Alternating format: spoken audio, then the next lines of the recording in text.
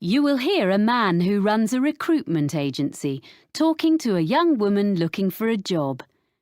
First, you have some time to look at questions 1 to 6. Pause the recording for 30 seconds.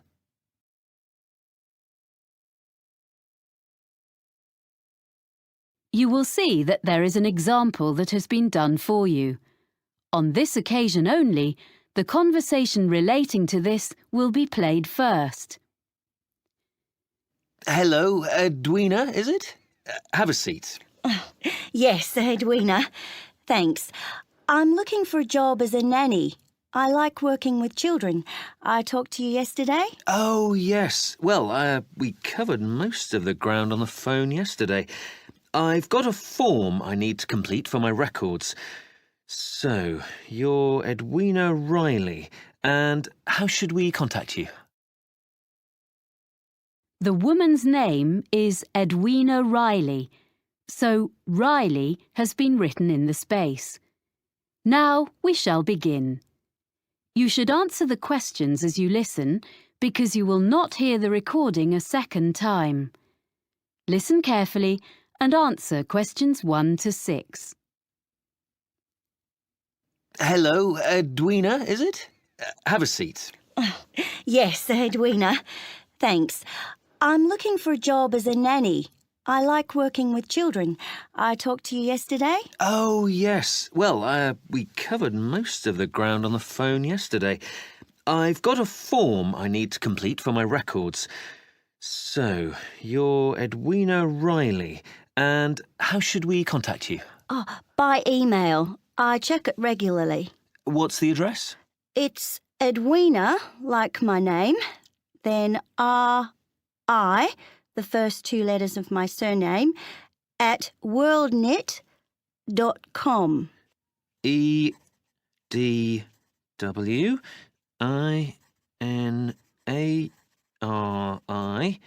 at worldnet.com? Yes. Good. And you're from Australia? Actually, I'm a New Zealander. Oh, I'm sorry. I bet it's really irritating being told you're an Australian. Like Canadians being asked what part of the States they're from. I'm used to it. It happens to us all the time. And now, you said on the phone that you could bring me some references. One from someone who's known you in a professional capacity and one personal one. Oh, yeah. Here's one from John Keane, who was the manager at the Play Centre in Wellington, where I worked for 3 years after I left school. It's got all his contact details on. Thank you. So, this was your last employer? Yes, apart from a bit of waitressing recently, but that was just temporary. I'm sure John will answer any questions if you contact him. We do run checks, yes. And a personal reference? Oh, you can contact the friend of my mother's I'm staying with here in London, Eileen Dorsini. She's a professor. She's known me all my life because she used to be our neighbour back home when she was a primary school teacher there. Now she's working here at the Institute of Education. Oh, good. I've got her contact details here for you. Thanks. I think I have some jobs to suit you. Oh, do you have any practical qualifications, by the way? Life-saving, music, anything? I've got an up-to-date first aid certificate. I did a course when I was working. That's good. First aid. Anything else? Well, I've got a driving licence, as I told you on the phone, but that's not special, you said. Almost everyone needs that, really. I've got a sailing qualification. It's a certificate of competence. So you're a yachtswoman? I love sailing. Well, I'll note you have a certificate. Before you hear the rest of the conversation, you have some time to look at questions 7 to 10. Pause the recording for 30 seconds.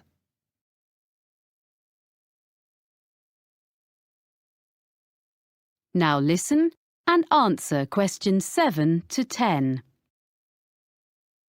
Now, as I mentioned yesterday, there are 3 families, and the job description is much the same for all of them, as I explained. There are a few other things you need to know. Anyway, the first family is here in London. Yes, I did make a few notes. London, that's the Bentons with 2 children? Yes, that's right. A girl of 3 and her brother, who's 8. The little boy has a quite serious food allergy. Did you learn about things like that on your course? Oh, well, I know what to do if someone has an allergic reaction. Good. But what they mainly want is someone with an interest in sport, as, well, that's the kind of family they are. Oh, that's okay. I'll enjoy that. Good.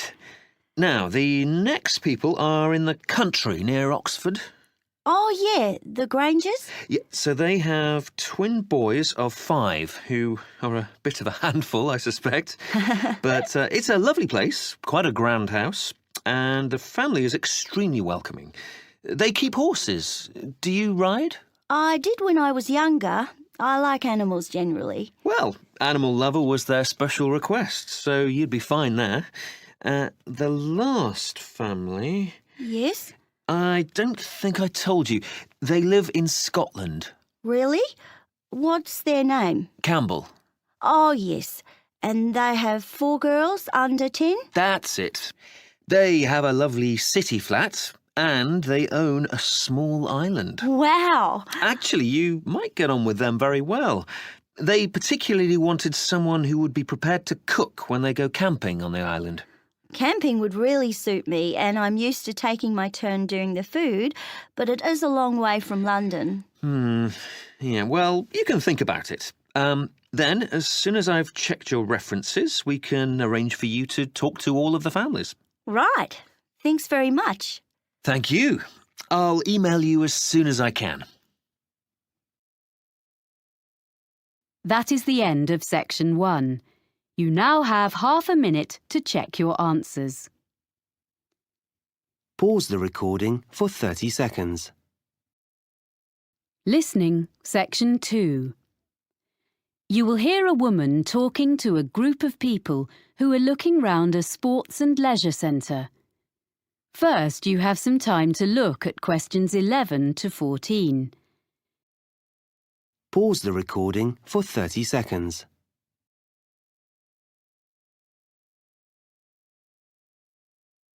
Now listen and answer questions 11 to 14.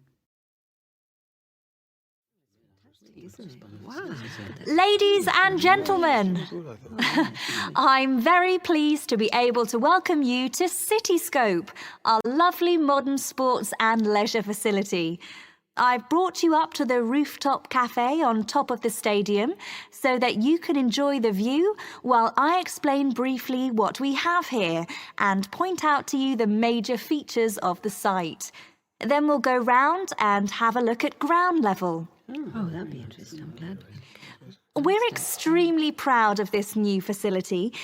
You see, when the project was first discussed, we expected that a multinational company would give us half our funding and the central government grant would make up most of the rest, with a smaller contribution from local business. Well, we'd got quite far into the planning stage when the multinational pulled out, and both central and local government decided they couldn't afford anything. So, we ended up with a beautiful project, a small amount of sponsorship promised by local organisations, and nothing else.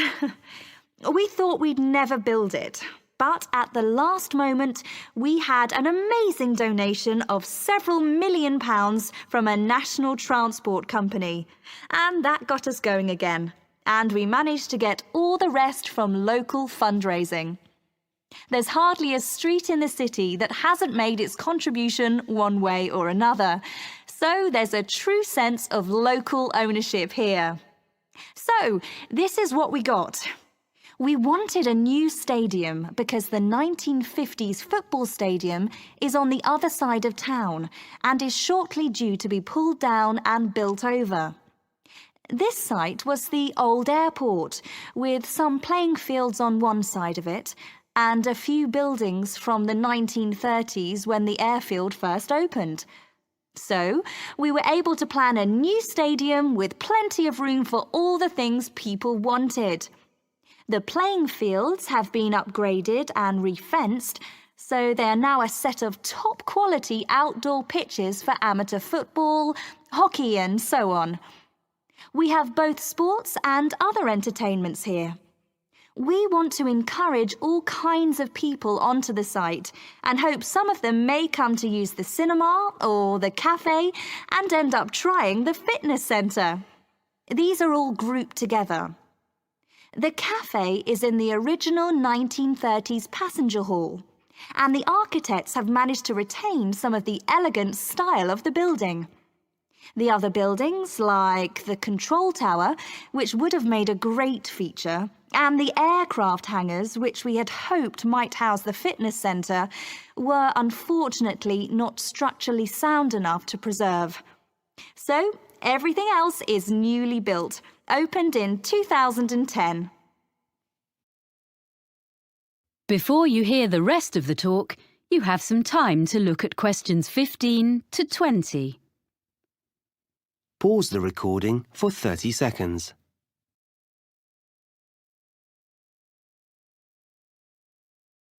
Now listen and answer questions 15 to 20. Right. Now, if you'd like to gather a little closer to the window, I'll point out the various buildings. Very nice. We're at the highest point of the stadium here in the rooftop cafe, on the opposite side to the main entrance doors. On our left, you can see two buildings just beyond the end of the stadium.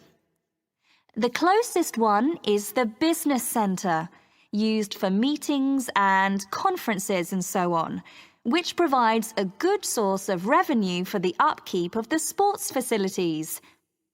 And next to the business centre, the bigger building is the hotel, which is rented from us by an independent company. As you see, they are served by the perimeter road, which runs round 3/4 of the site. Now, coming round to the front of the building, immediately in front of the entrance, that circular open space at the end of the road is the transport hub. From here, there are buses and a monorail link to the free car park, about 10 minutes from here, but you can't see that. There's also a large secure cycle park. Oh, and disabled parking, of course. People find it's very convenient and it keeps the site virtually car-free. OK, now if you look as far as you can over to the right, beyond the buildings, you can see our outdoor pitches, which I mentioned earlier. Between the pitches and the entrance is a little kind of pedestrian plaza. Are you with me? OK, with the cinema in the building furthest away from us, next to the pitches. Then there's the 10-pin bowling between the cinema and the road. Near the far end of the perimeter road and between the mini roundabout and the pitches, there's our fitness centre with all kinds of equipment and a small pool and changing rooms for teams using the pitches. Then, joined onto the stadium, next to the entrance, is a range of small shops, which all specialise in sports equipment, clothes, shoes. They sell toys and so on as well, all that sort of thing. They seem to be doing well. As you see, the service road goes right round, but we keep the traffic and the pedestrians well apart. So it's all very relaxed round the plaza, popular with families. And just in front of the bowling is our lovely restaurant. You can see it from here. It's that building on the plaza between us and the bowling. It's open all day and in the evenings. There's quite a queue there at weekends, I'm pleased to say. So, now you've got the layout, we can go and have a closer look at everything. Oh, nice. That is the end of section 2. You now have half a minute to check your answers. Pause the recording for 30 seconds. Listening, section 3. You will hear two people called Chloe and Ivan talking about a business studies course. First, you have some time to look at questions 21 to 25. Pause the recording for 30 seconds.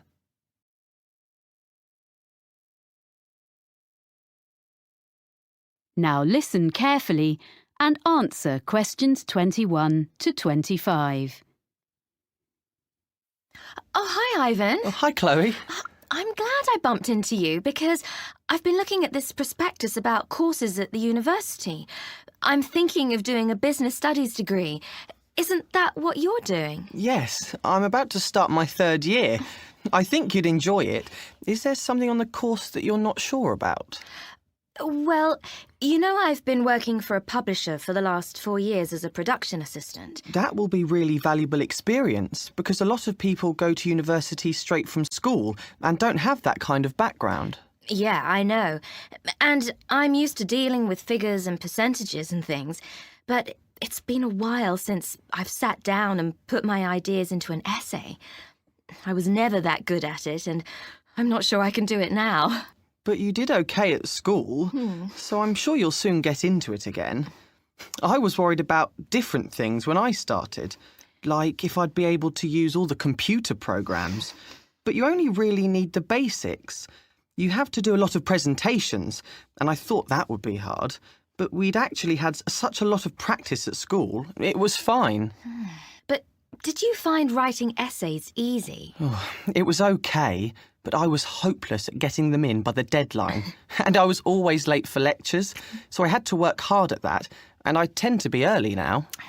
It's good that you've sorted yourself out before you go and get a job, or you might not have it very long. I think the course looks really interesting. It is.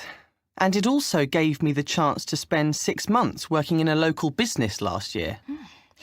That's not so important for me, unless I could go abroad to use my foreign languages. But that doesn't seem to be on offer, which is a shame. What really appeals to me, though, is the idea of being assessed throughout the year. I think that's a much more productive way of learning, instead of everything being decided in an exam at the end. It's good for people like you who are hard-working all year round. You'll be spending all your time in the library. They've just expanded it too. That's good. Well, yes and no. They've made the study area bigger, but it means they've taken some of the magazines and periodicals away. So I think it was better as it was. The university's expanding all the time, and there are lots of new courses coming next year. Well, that's great news, isn't it? It means the college will have a better reputation, as more people will hear about it. So that's good for us. I agree, but they really need to add more lecture rooms, as we often have lectures in tiny rooms. Well, you obviously think overall it's a good place to do a degree. I should probably go and have a look round. Well, it's holidays now, and there's not much going on there. Oh, so it's probably not worth going in now. But you could email my tutor. I know he'd be happy to answer any questions. I can give you his email address. I looked at quite a lot of other universities and read loads of prospectuses, but I thought this one was the best. Before you hear the rest of the conversation, you have some time to look at questions 26 to 30. Pause the recording for 30 seconds.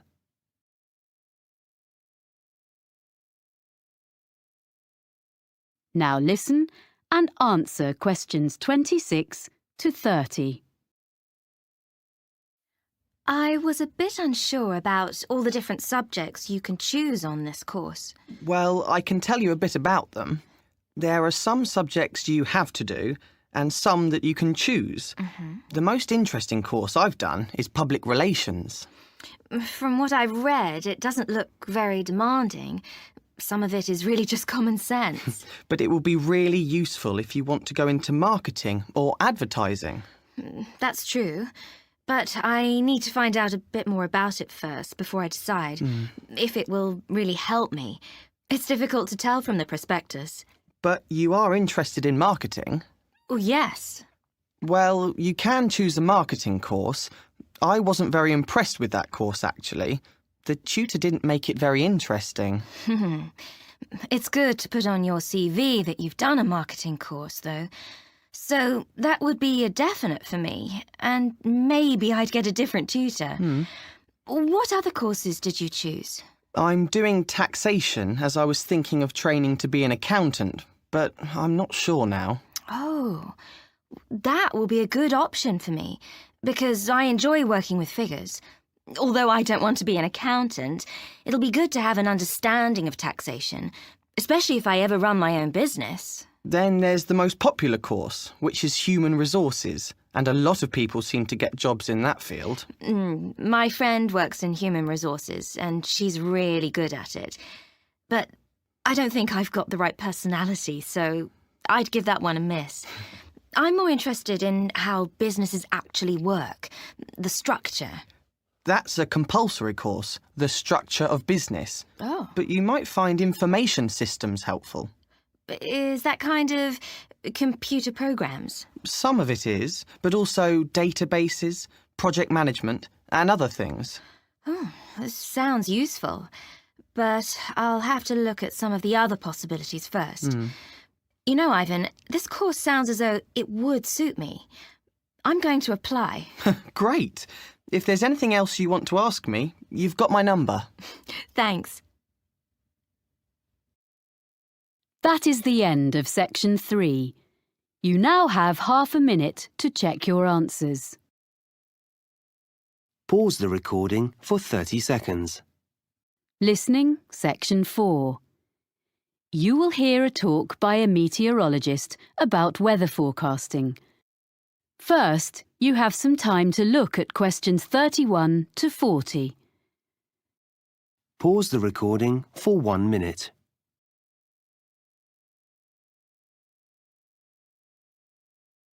Now listen carefully and answer questions 31 to 40. I work for the National Weather Service, and as part of your course on weather patterns, I've been asked to talk to you about how we predict the weather.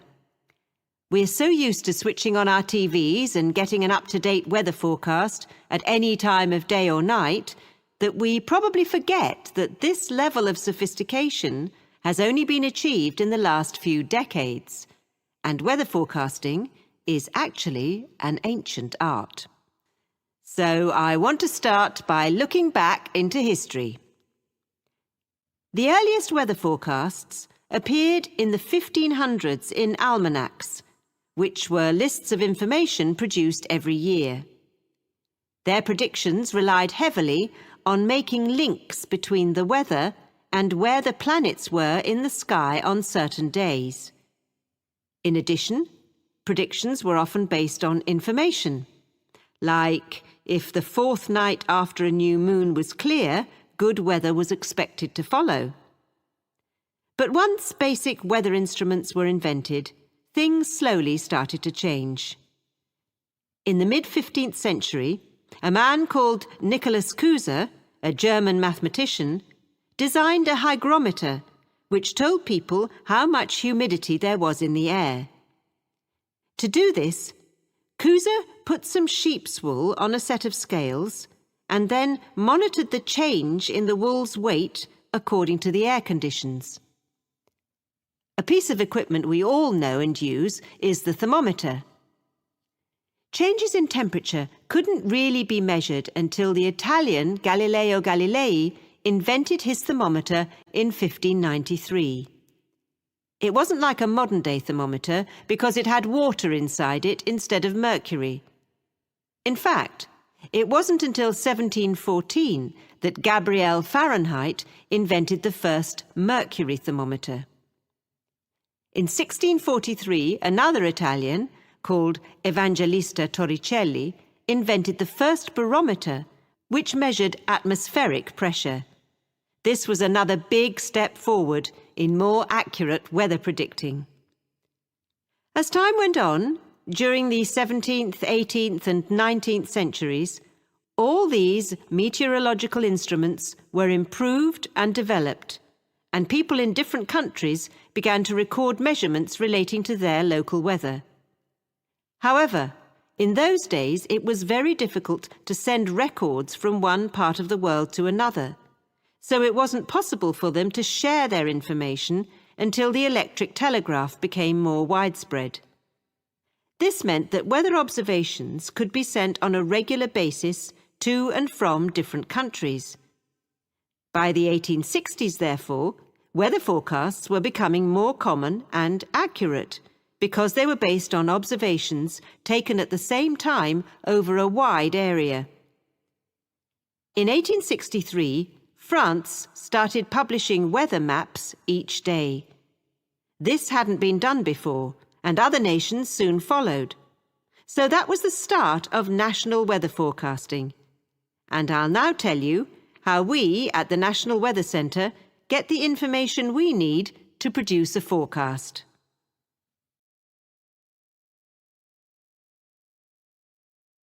Even today, one of the most important methods we use is observations, which tell us what the weather is doing right now. Observation reports are sent automatically from equipment at a number of weather stations in different parts of the country. They are nearly all based at airports, although a few are in urban centres. The equipment senses temperature, humidity, pressure, and wind speed direction. Meteorologists also rely really heavily on satellites, which send images to our computer screens. What we see on our screens is bright colours. Orange represents dry air, and bright blue shows moisture levels in the atmosphere. The satellites are located 22,000 miles above the surface of the Earth, and it's amazing that despite that distance, it's possible for us to make out an individual cloud and follow it as it moves across the landscape. In addition to collecting data from the ground, we need to know what's happening in the upper levels of the atmosphere.